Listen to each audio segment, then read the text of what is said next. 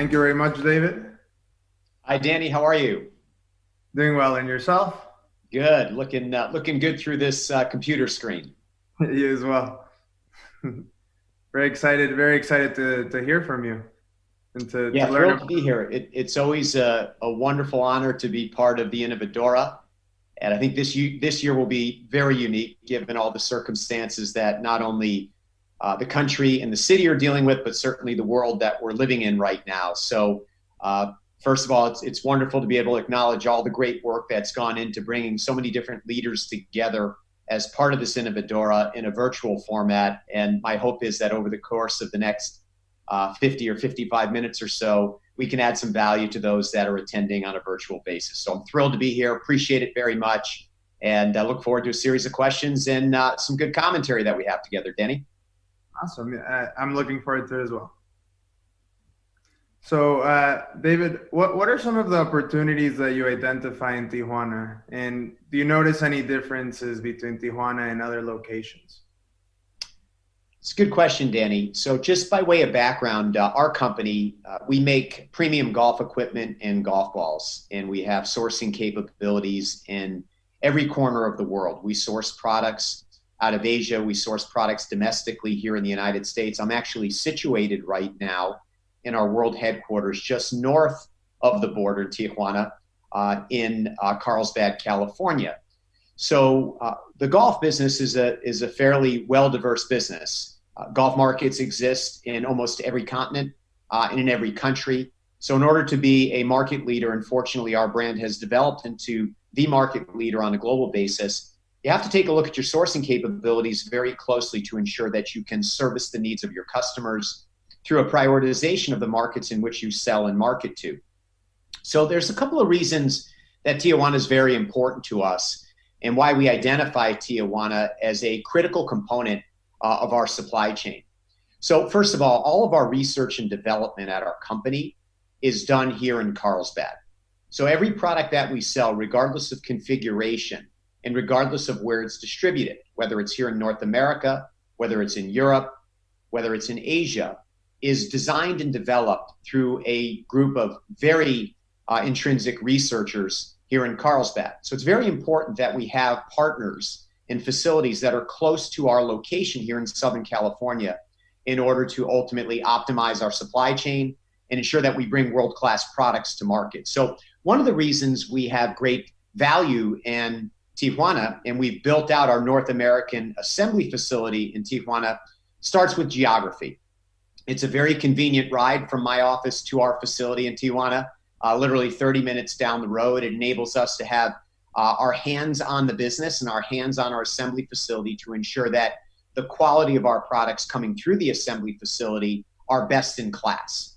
And one of the things that our organization really has defined itself in over time isn't just the concept of bringing advanced technology to market, but bringing best-in-class quality to market. So in order to do that, we feel very comfortable knowing that our assembly facilities in major markets like the United States and Canada are close enough to our R&D group so that we can interface with them and our engineers can work very closely with our assemblers to make sure that there are no compromises in quality. So one of the benefits about Tijuana relative to our business is that our North American assembly facility geographically is positioned very well for TaylorMade. However, there's a series of other reasons, very important reasons why Tijuana is important for us, and it's different than other locations. One of them, and I think this is very important as you navigate through the Innovadora, is the technical capabilities of the city, and importantly, the labor in the city. And this was very surprising to me when we migrated from assembling here in Southern California in 2016 to build a world-class assembly facility in Tijuana in August of 2016. We wanted to ensure that the technical capabilities, the ability to use manual labor where appropriate, to automate technologies to assemble products, and to ensure that we can bring advanced technologies into market in Tijuana would service the mission of our company. And again, the mission of our company is to be the best performance golf brand in the world. And in order to do that, you have to make the best performing golf clubs in the world with no compromises on quality. So we needed to ensure that wherever we decided to migrate our assembly capabilities and our production capabilities, that location, that city, had technical advancements, innovative qualities, and a DNA of strong labor that would enable us ultimately to build fine, high-performance products. So Tijuana enabled us to do that, and that's been very exciting for us because over the past 4 years, we have built out state-of-the-art assembly capabilities, both technically and operationally, that allow TaylorMade to be recognized in the manner in which we would like to be, the best performance golf brand on a global basis, and particularly in our largest market here in the United States as a byproduct of having a supply chain that is rooted in Tijuana. But the other thing to me, Danny, that was very, very exciting, and I tend to be a bit of a hands-on leader and a hands-on CEO. I make my way down to our facility at least once a quarter. I was totally inspired by our workforce, the group that assembles our products, our labor in our facility, their attention to detail, their work ethic, and their passion for our brand. So those are very, very important attributes when you start to think about building products that have to drive tremendous consumer value. When those that are assembling or manufacturing those products care as deeply about those products as you want your end customer to, that energy and that perfection is transferred into the marketplace. And I saw that from the day I stepped on site in Tijuana, when we saw a blanket facility that didn't have assembly lines, that didn't have racking for distribution, and that didn't have any automation. I met with our management team that are based in Tijuana, and their passion and commitment to excellence was what inspired me and our company to ultimately to move from where we were here domestically and find better efficiency, productivity, and quality work down in Tijuana. So there are a series of reasons strategically why Tijuana makes sense for TaylorMade as it relates to our assembly and production capabilities. But the great point of difference for me really resides in the people. It resides in the people and the people's willingness to move our business forward and to move these products forward in such a way where there are no compromises in the standards of excellence in production. And that's precisely why we're in Tijuana and why I think Tijuana will continue to be the home for our North American assembly for many, many years to come. So obviously Tijuana is a big hub for innovation, and more so than that, TaylorMade is obviously a very innovative company altogether. But you brought up a very key point, which is company culture and then cultural fit. So how did you go about identifying Tijuana as one of those hubs? As being a global brand, having a footprint in every single continent, how did you come across Tijuana, and then how were you able to identify those specific attributes? Yeah, Danny, it's a great question. There's two pathways in which I embrace the answer to that question. The first one is we have had a history for over 40 years with some level of interaction with assembly or even manufacturing in Mexico. Our golf industry, our company's 41 years old this year in 2020. We built a reputation of high performance innovative products over 41 years. Our products are played by the best players in the world, from Tiger Woods to Rory McIlroy to world number 1 Dustin Johnson to world number 2 John Rahm, and the list goes on and on and on. But as early as the late 1970s and early 1980s, most of our manufacturing, where we were actually pouring metal, componentry for metalwoods and irons, was done with a partner in Mexico.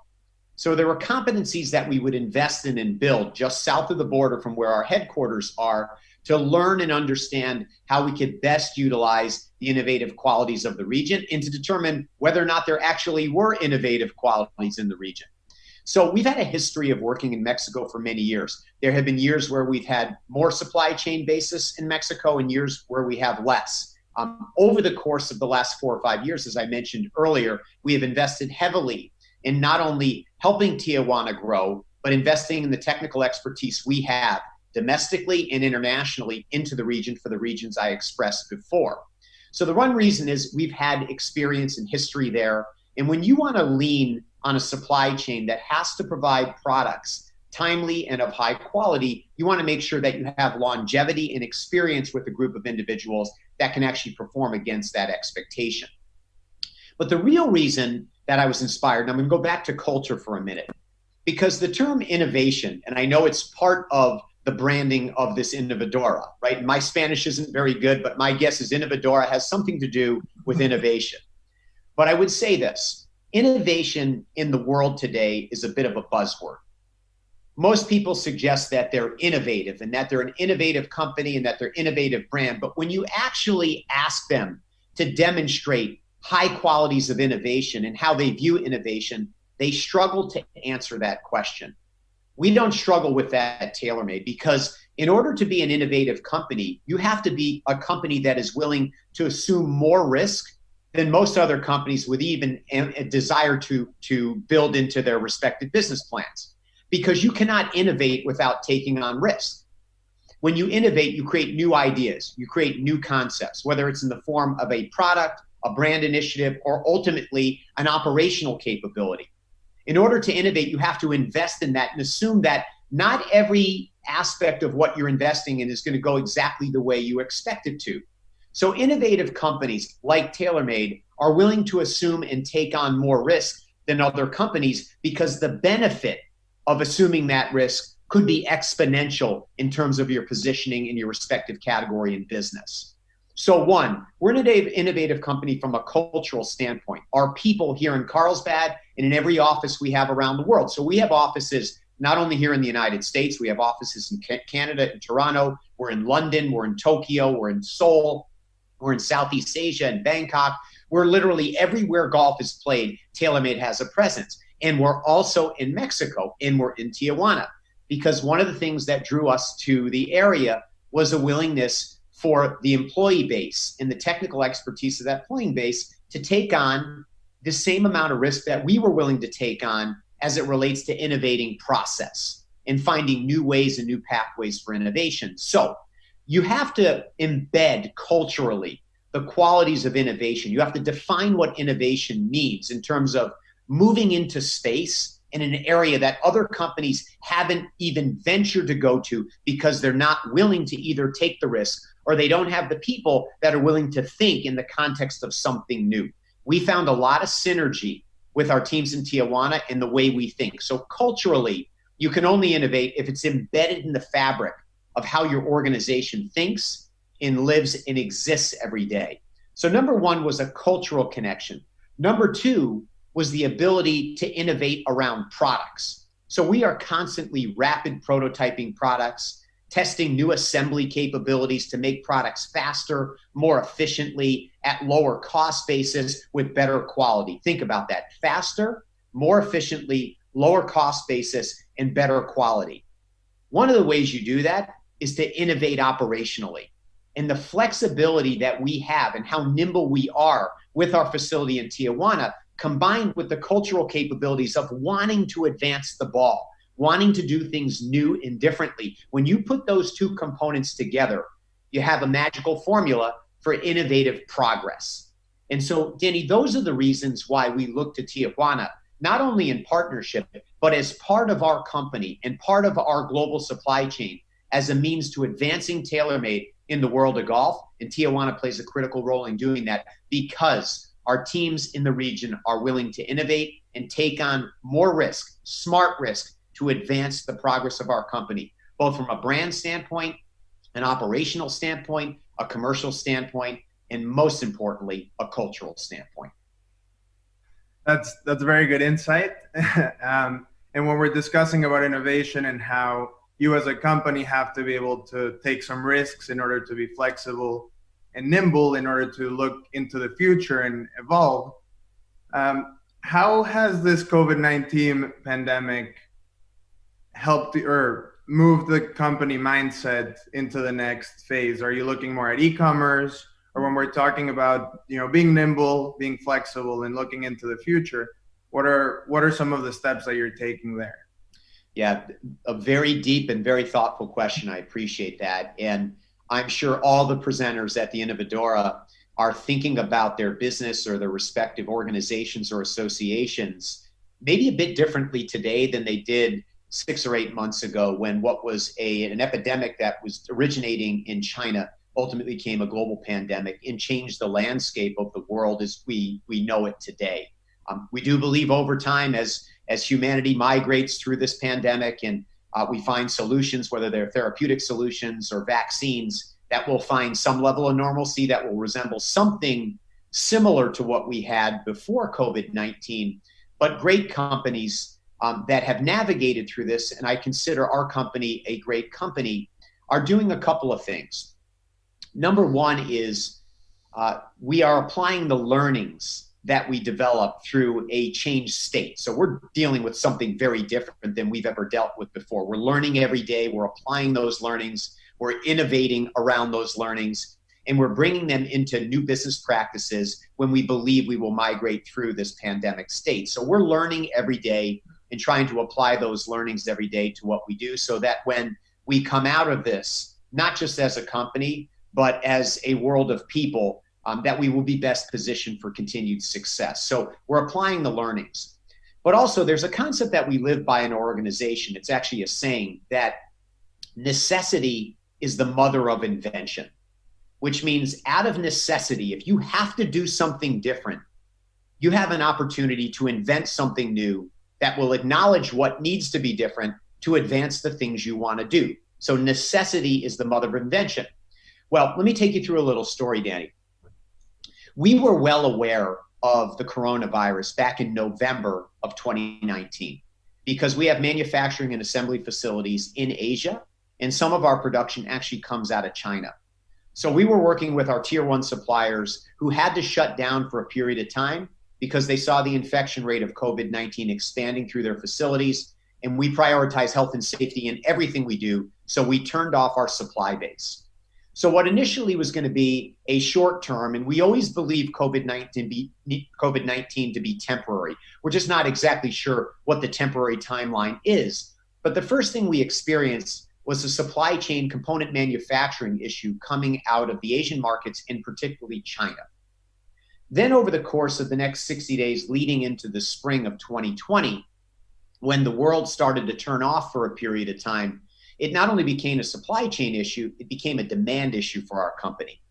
So we saw our forecast start to erode. We start to see compression in our forecast because the game of golf, the business we're in, was not being played. Retail customers and partners who we sell our products to in many Western markets, the United States, Canada, as well as the UK, were closed. So we would wake up every day and we did not have our wholesale distribution open for business for the better part of 2.5 months. So we had to figure out how we're going to navigate our company through a temporary downturn, and we still believed at that point in time in March it would be temporary, to make sure that we could not only succeed, but exit more smartly, better prepared, in a better position when things started to return and the markets came back. So back to your question, what have we learned through this? We've seen consumer buying behavior shift. We've seen consumers move to an online marketplace in many regards, because they've had access to products where they haven't had access to products over the past several months in brick or mortar retail establishments. That's been a big learning. So we've resourced against our TaylorMade.com initiatives and our direct-to-consumer initiatives to ensure that the shopping experience, the fitting experience, the engagement experience is best in class, the same way we think about our products. And so when you interface with our company in a direct fashion at the consumer level, you'll see new experiences and new capabilities online that we didn't have prior to the pandemic. Now, some of those concepts may have been in motion. We had to accelerate those things. We also had to build new safety protocols during the downturn into our facilities so that we can ensure that when we do return, that the environment was safe, it was hermetically sealed, it was clean, and we would provide an environment for our people that was second to none. And as I said before, we prioritize the health and safety of our people as priority number one as an organization, because it matters to us, our people matter to us as part of our culture. So we've learned how to not only create new assembly cells and capabilities, Tijuana being a great example of that, but do it with physical distancing and be able to build competencies to actually do it faster and more efficiently with the same labor force that we had before. So think about applying that learning to what we've done over the past couple of months since we have restarted our business.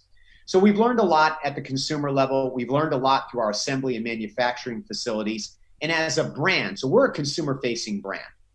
We're one of the largest sports brands, not only in the game of golf, but in the world of sport. So one of the things we have to focus on is how do we develop and innovate as a brand and deal with the coronavirus so that we're actually engaging with consumers in a way that is relevant to them. So let me give you an example of that, Danny. Back in March and April, where in Western markets we weren't selling much product, we pivoted from running brand communication messaging that would say, come buy the new sim driver from TaylorMade because it'll perform better for you, you'll hit it further, it'll be more forgiving, and Tiger Woods and Rory McIlroy say it's the right product for you. We migrated from that message into a content creation message that embraced the current situation, that was not tone deaf to the reality of what we were all dealing with and continue to deal with in certain markets around the world. And we brought consumers through an audience development strategy into our company by communicating things that were relevant to them when they couldn't play golf. So when you think about that for a second, the TaylorMade golf brand was communicating not simply come buy our products because they're better and they'll benefit you. We were communicating our concern and our investment we will make in helping be a part of the solution to navigate through COVID-19. We communicated how excited we are when golf starts again and the role that we will all play, communal and globally, in the restart of golf. And so when things started to improve, when markets started to open up as early as the middle of March and have progressed into this time through the summer months, it's been amazing how many consumers have come into our brand to help our business recover faster than what we would have expected had we not innovated and thought differently through our learnings through COVID-19. So great companies, and there are many companies that are exceptional companies that are presenting this week. I'm sure they'll all say the same thing. Be smart about the entry, apply the learnings during the process when you're dealing with something unique and different. And believe me, what we're dealing with is unprecedented. And ultimately, be aggressive in your pursuit of greatness when you come out of it. And that's precisely the path that we took, which has enabled us to actually advance our business faster than the market and faster than our competitors as we sit here and have this conversation today. Perfect. So you mentioned a very important slogan within your company that's really based around being more proactive rather than reactive in order to be able to change. One of the ways in which you were able to identify the pandemic and prepare for it was due to the global footprint, especially, you mentioned in China, there was COVID, you were able to identify it back in November, so you were able to shift in order to be able to be more nimble and apply it to the rest of your operations, correct? So how do you usually identify those big changes that are coming, related to necessity that's driving the innovation within your company outside of just the pandemic? Yeah, Danny, sometimes, change is imminent and foreseeable, right? So as we look out over the next 5 to 10 years relative to product technology, material management, design and development capabilities, consumer trends, brand behaviors, if you do enough research and you apply learnings from the past to expectations in the future, you can start to build assumptions about what that future will look like. So in many regards, companies have a perspective, a vision, right? The term vision of what's going to happen downfield relative to how consumers are responding to their respective, or their customers are responding to their respective businesses, and have an understanding that what they might choose to do 3 or 4 years from now in concept form may not be able to get done in operational form today, but you're working down a path to improve what is technically going to be an improved and innovative operational platform in the future. So some of the things are visible and foreseen, but there are many things that are completely unforeseen, right? I mean, nobody predicted COVID-19, and so all of a sudden you have to deal with that. And so the best companies are the ones that have speed built into their DNA, right, back to the innovative qualities of companies, that have the willingness to be nimble and challenge traditional orthodoxies in new operational capabilities in the company that you have to react to and learn from. So there's what I call planned innovation downstream, where you can foresee things coming up. I'll give you an example of that. We believe that the future of golf equipment will be built on 2 platforms. It'll be built on multi-material usage and new design language in the form of geometry. So today we can concept form new golf equipment that may come out in 2025 or 2030. In fact, we have those concepts in our R&D labs and our product creation labs right behind me. We have a very good feel of what those concepts can look like, and ultimately, conceptually, how they will advance performance. But if you were to ask me, can you actually manufacture those ideas today? The answer is we cannot.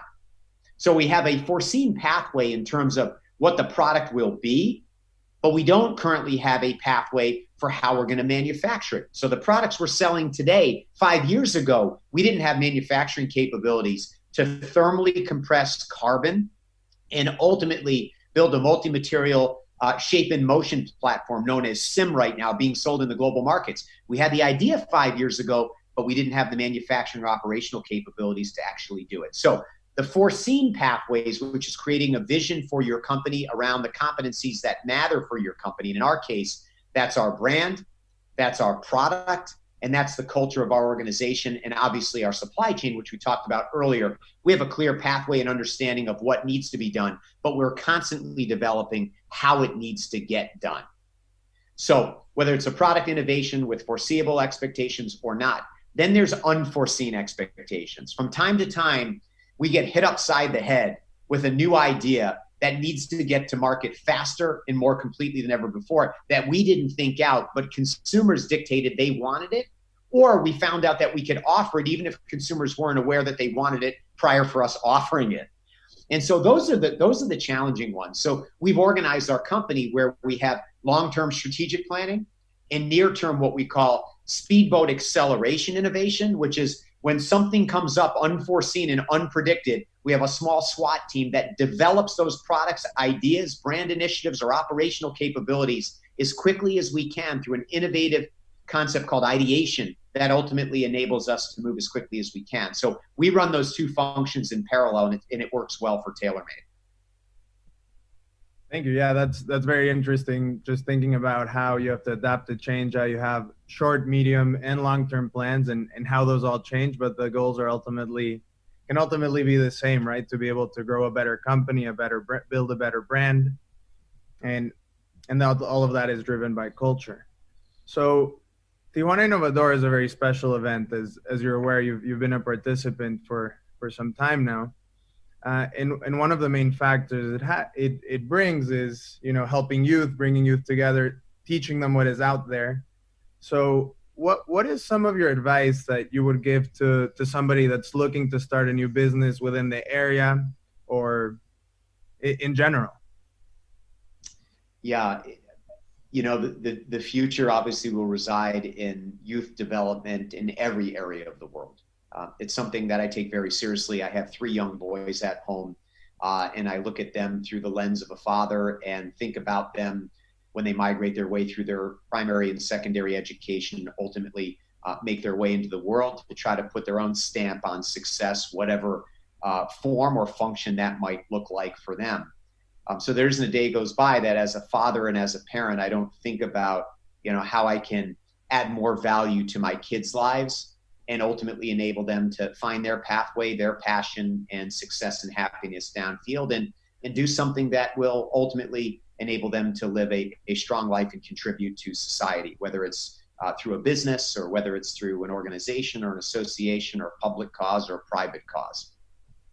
At TaylorMade, we have summer internship programs in just about every one of our markets around the world where we bring young developing talent into the organization in different functions. We bring engineers that are in engineering school into our R&D labs to help work on advanced concepts or engineering concepts that will further advance our company and further advance their own development. We bring brand marketers into our marketing function. We have a tremendous marketing function here at TaylorMade because we're in a product and product marketing driven industry. So we better do that part well. So we bring new concepts and new thinking from different generations into our organization. We learn from those individuals as much as hopefully they learn from us. We bring individuals into human resources that work on near-term dynamics around cultural development or investment in development programs for different functional areas of the business so that we can continue to refine our skill sets, develop our skill sets to become better. But back to your question, if I were to give advice to developing entrepreneurs, The first thing I would say, and my father shared this with me. So my father is a PhD in physics, one of the smartest human beings I've ever met. He is a rocket scientist by trade. In fact, the Saturn V rocket that many of the audience may be aware of, and if you're not, go take a look at it online, is the rocket that he developed. He developed the nose cone of that rocket, and with his team was able to solve the reentry theory, which is, it isn't difficult to get out of the atmosphere, but how are you going to get somebody back in without burning up and do it in a way that they can survive? So I grew up with my father, who is a PhD in physics. My mother was a psychologist. So I had a bit of the science prove it through facts and soft and touchy feel side of psychology. But one of the things that both my parents always said to me, and I would start with this in answering your question, is if you can make your passion something that you really love to do, that you wake up every day and can't wait to get after, your vocation, your passion, your vocation, you'll probably find a greater degree of success than if you do something otherwise. So the first thing I would say to any member of the young community, whether it's in Tijuana or any area around the world, as you're starting to migrate down your professional path and wherever that path might lead you, if you can focus on the things that you really love to do, that you're passionate about every day, if you can focus on the things that you want to invest your time and energy in, that you want to pursue to make a change in the world or in a business or in a society, make that passion your vocation, because you'll wake up every day filled with energy, filled with a desire to do something great. So the first thing is I would focus on making your passion your vocation. The second thing is, I'm a huge believer in this, and we teach this at TaylorMade, even with existing individuals that already have established careers, is to dream big. Do not be limited by modern day convention. Do not be limited by what somebody might say you can't do. Dream really big about something that could be exciting and differentiated, that could add value to whatever it is that you're trying to create. Don't be encumbered by old thinking. Migrate into a space where you're unencumbered by new thinking and new ideas that will ultimately lead you to a better value proposition. So dream big. I would also say, and this has been very effective in my own development, no matter what you do, whether you're following your passion, making it your vocation, whether you've got big dreams and big ideas, fantastic. Distill it down into something that is valuable to whomever you ultimately want to bring that to, and make sure you have a very concise and specific plan to execute. I have seen so many great ideas come into businesses. I've seen individuals that dream bigger than I could ever possibly imagine too. And where they fall short is they don't have a plan to drive their concept or creative idea downfield. So get to an old piece of paper with a pencil or do it on your computer, but make sure you establish a working plan that will enable you to execute the things that you're dreaming about, to execute the things you're passionate about, and find a unique point of difference, something you can focus on. You don't have to go too broad. Start with something that's truly meaningful and own that before you expand into other areas beyond that. The last thing I would say, Danny, and I see this inherent in some of the greatest entrepreneurs I've ever met, and I work with many of them in our space and even in adjacent technology spaces where we partner to bring forefront of new technologies into our sport and into our equipment or our golf ball, is there is no compromise for hard work.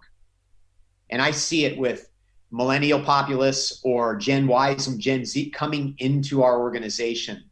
Those that are super creative, they certainly are successful. Those that really dream big, they certainly do a great job. But the greatest differentiator of all of the young people that we see come into our organization are those that bring a work ethic that is simply greater, stronger, and more committed than their peer group. And so those fundamental kind of what I would call basis of development are just incredibly important, I think, regardless of ultimately what you aspire to do. So if I were to kind of reiterate those, one is make your passion your vocation, really dive into the things that you want to do because you can make a difference doing it because your heart's in it and your mind's in it. Two is make sure you dream really big, but make sure that dream has something that's really sticky, That's something that's focused that you can really execute upon, because behind that, you need to have a plan. And then behind that plan, you need to really get your knuckles down, and you're going to have to work harder than anybody else, because this world is extremely competitive. And one of the differentiators will be is how much time and energy against your plan are you going to put in relative to somebody else. And I have never, very rarely do I see a success story from someone that hasn't really put the time in to do something extraordinary. That's great advice to everybody here listening. So you started at TaylorMade from a very young age. How did you apply all of these factors in order to get to where you are? Could you relate this a little bit back to your own personal story and how you got to where you're at TaylorMade and how you helped TaylorMade become the great company that it is? Yeah, sure. Happy to. Hopefully this will be interesting to some. We all have unique career paths, and there are different points of influence that shape the way we think, and ultimately the decisions we make that lead us into whatever professional aptitude we ultimately land on. I grew up back in central Connecticut, the Connecticut-New York area. I love sport, period. I played just about every sport I possibly could. And as I got into my early teens, I started to refine my approach into two sports in particular. And it's unique because they're very different sports. My passion was really in basketball, but I had a better talent and capability in playing the game of golf. So I migrated through my sport through high school and into college. I actually went to university at the University of Connecticut, which is a very prominent basketball school here in the United States. 4 national championships over the past 20 years, and a world-class coach, Hall of Fame coach that was there when, this is a long time ago, Danny, when I went to school there. In my ambition, following my passion, not making my vocation, but making my aspiration, was to play basketball for Coach Jim Calhoun at the University of Connecticut. I realized as a walk-on, I wasn't tall enough, I wasn't fast enough, and I wasn't talented enough to play there. And while maybe I could make the team, I would ride the bench, and that wasn't overly appealing to me. So I turned my attention to golf, which I also had a passion for and fell in love with, and I played golf competitively. To pay some bills through school, I applied my father's insights. Go make your passion your vocation. I didn't know specifically what I was going to do when I graduated with a degree in marketing and finance. But I thought it would be pretty cool if I could do something that I loved, and I loved the game of golf. So, why don't I get a temporary job or a part-time job to pay some bills through school? So I did. I carried a golf bag and caddied. I worked in a retail store, and I started to learn the business ground up. When I graduated from University of Connecticut, I had 2 opportunities ahead of me. One was to head down to Wall Street, which was very exciting for me because I was money driven. And I'm sure that'll resonate with a lot of the youth that are listening to this, which is I want to make money as fast as I can. And that's a great aspiration. There's nothing wrong with that. So I was heading down to Wall Street. I was offered a job to trade. I was going to use my finance background to get into, portfolio management and asset management. But my father's words kept dawning on me. Are you really passionate about doing that? Well, that was probably a faster pathway to, developing some wealth or building stability for myself or ultimately a family. It wasn't something that I could wake up with every day and really get excited about. But what I could wake up with every day and get excited about was being in the golf equipment and golf ball business. I didn't want to be in retail. I didn't see that. But I was offered a job to become a manufacturer sales rep into a marketplace. So I would own a piece of geography, a territory, and I would sell my products to an existing or developing distribution base. This was way before e-commerce. Nobody was buying anything online at the time. And you can tell by the gray hairs on my head, I'm way beyond e-commerce before e-commerce started. So anyway, I started to learn the business. I decided to follow that pathway, and I worked for an individual that came out of Procter & Gamble and had a background in sales training. So I learned the 5 steps of selling. We don't need to get into that today, but I live by those every day because fundamentally they're so embedded in who I am, and I teach them, and we teach them at TaylorMade every day in every area of what we do. So I learned how to interact with a customer. I learned how to present my products. I learned how to market my brand.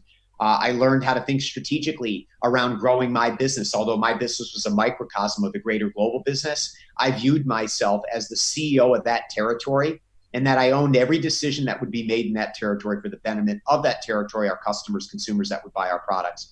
So that was my entry point. And then from there, I started to learn. I aligned myself with some pretty good mentors in the organization that came from backgrounds in consumer products and branding and operations and research and development. And I started to kind of cross-pollinate myself into different functional areas of the organization because my aspirations started to develop and my ambition started to develop beyond just being a salesperson. And even to this day, Danny, I consider myself a salesperson, and I am very, very proud of that. But what I started to do is develop skills beyond selling. I developed skills into marketing into the organization. I developed skills into the operational functions of the organization. I worked with our engineers and our technicians to develop products and got my name on a couple of patents. And so I started to challenge myself to get beyond just my core competency in selling and cross-functionally develop. And fortunately, I aligned myself, as I mentioned earlier, with some really great mentors at TaylorMade and elsewhere along the way, both internally and externally, to help me think through and plan out my path. So anyway, I left TaylorMade twice, ironically. So I've had 3 first days at our company. When I started in early 1995, when I left again in 2001, only to come back in 2008. I left again in 2013 to come back in 2015 in my current role at the organization. Sometimes you have to challenge yourself if you're not migrating through your plan as effectively as you like, or at times you have to deal with adversity through a career. I left once because I got passed over for a promotion. That was very painful for me, but I didn't put my chin down and say, woe is me. I went out and pursued something that would develop more skills, general management skills at the time, so that I could return back to the industry that I love. And quite frankly, the brand that I love in the industry that I love, to apply my general management skills into the organization. So along the way, you have to what's called live off the land. You learn every day about new things that you do, the things that you're capable of. I would strongly encourage those that are embracing the initial stages of their career right now to find mentors, find individuals that can provide you some insights. Be patient. I'm not suggesting compromise your intensity to succeed and do it quickly, but be patient and thoughtful as you do it and apply the learnings to what you're doing every day to enable you to have broader and deeper success. That doesn't mean you're not going to operate with speed and efficiency and precision, but be patient. One of the things I see as a challenge with a lot of young entrepreneurs and a lot of young business people is they lack patience and discipline, and they don't build foundationally what's important to ultimately develop into something bigger, more robust, and more successful. So my story, is a cross-functional story, a cross-industry story. I left, I came back, but I never lost focus, Danny, on what I wanted to do ultimately. And right now, I am fulfilling my dream, which is to run the TaylorMade Golf Company. This was a dream of mine from the day I played these products before I even had an affiliation with this brand. I grew up, and my parents could attest to this. My 91-year-old father and 80-year-old mother could attest to this. In my bedroom in Connecticut, there was a sign. It was a brand campaign at the time called The Art of Golf TaylorMade. To this day, 30 years later, that banner, that sign still hangs in my bedroom. So I might be a unique story. That doesn't happen to everybody, but I dedicated myself to pursuing my dream. And that's what I've done. And I'm extremely humbled by it. But make no mistake, I have had a lot of help and a lot of support along the way. And that's a message that I would share with anybody that is beginning their career. You can learn as much from your schoolwork as you can from a mentor that can help you, and then ultimately the experience and the situations you put yourself in. Don't be dismissive of continued development as you progress through your plan. Awesome. That's very good advice. That's a very good story, tying back together, all the factors that you told, the youth that's listening to this, as well as how you were able to really go into every single vertical to really learn every last inch of what the TaylorMade brand is. And then really once now that you're running the company, how you're really applying that to all of the internships and people that you're bringing on board when creating the company culture. Dan, if I can make a comment there, because what you just hit on, I think, is very important. I think we have a few minutes left. I would never advocate to an engineer that's passion is to be the greatest engineer in the history of engineering to say, hey, go work on your general management skills. If somebody has clarity in terms of a specific area, whether it's sales, marketing, engineering, manufacturing, operational expertise, human resources, legal expertise, if you have clarity in terms of what you want to do and how you want to dream big about doing that, go narrow and go deep. Own that. Own every ounce of it. For me, my competency today still is in the sales and marketing functions of our organization. I spend 80% of my time working with those functions to perfect those functions, knowing that we will accept greatness even though we strive for perfection, because that's where my greatest competency is. But my own development in general management, because I wanted to run a company and fortunately have had the opportunity to look after this great company, I knew that I needed to develop other skills. And one of those skills was clearly recognizing as a leader that I would need to build a team that had competencies in areas that I didn't have experience in that would enable us to become a great company. So we have the greatest chief human resource officer, I believe, in the world. She's incredible. We have the greatest engineers that design and develop these amazing products. I'm not an engineer by trade. We built out a legal function, given the intellectual property requirements in our business, that is bulletproof and represents a huge value creation opportunity for our company through the portfolio of IP that we have. So one of the things that you learn as a leader, if you aspire to be a general manager, is you're going to have to understand where your strengths are, go deep in those strengths to add as much value as you can, and also understand, well, you have to understand the other functions. You have to hire people that understand them perhaps even better than you do.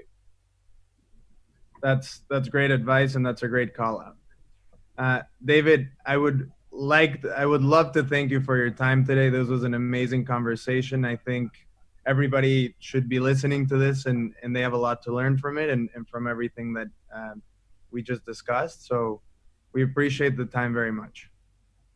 Danny, great. I wish you the best. I know you're embarking on a terrific career right now, knowing a little bit about your background, and wish you continued success, as well as for all of those behind the scenes that have put together this incredible conference. This truly is one of the most innovative conferences that I've had a chance to be part of in many years of public speaking and being associated with broader public-facing functions. This one to me is something very special. I think Tijuana is so well positioned for continued growth into the future. And as I said before, I am very, very thrilled that one of the biggest components of everything we do starts down just south of the border here with a group of great people that we trust implicitly around building the greatest products in the world. So I wish you the best for a great conference, and onward Tijuana. Onward Tijuana. Thank you.